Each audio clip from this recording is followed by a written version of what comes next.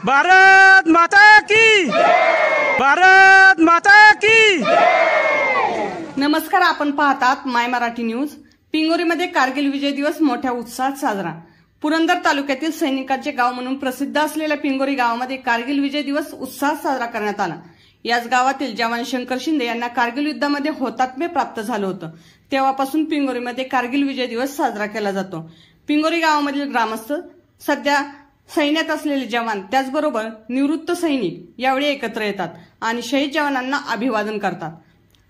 आज सकाळी शहीद स्मारकाला शहीद जवान शंकर शिंदे यांच्या पत्नी छाया शिंदे, शहीद जवान रमेश शिंदे यांच्या पत्नी नंदा शिंदे, त्याचबरोबर जेजुरी पोलीस स्टेशन सहाय्यक पोलीस निरीक्षक दीपक वाघचौरे यांच्या हस्ते पुष्पचक्र अर्पण करून कारगिल युद्धात शहीद झालेल्या जवानांना अभिवादन करण्यात आले।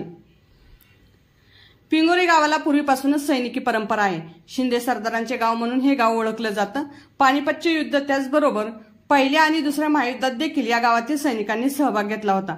आजपर्यंत झालेल्या अनेक युद्धांमध्ये या गावातील तरुणांनी शौर्य गाजवले आहे। अशी सैनिकी परंपरा असलेल्या पिंगोरी गावातील जवान रमेश शिंदे यांना श्रीलंकेतील शांती सेनेत असताना वीरगती प्राप्त झाली होती। युद्धातील या शहीद जवानांच्या स्मृतिप्रित्यर्थ पिंगोरी ग्रामस्थांच्या वतीने गावामध्ये शहीद स्मारक उभारण्यात आले आहे।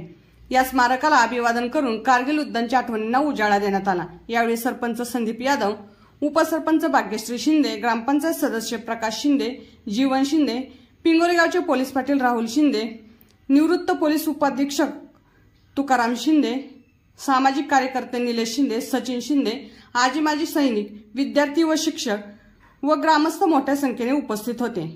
माय मराठी न्यूज साठी छायाताई नानगुडे, पुरंदर।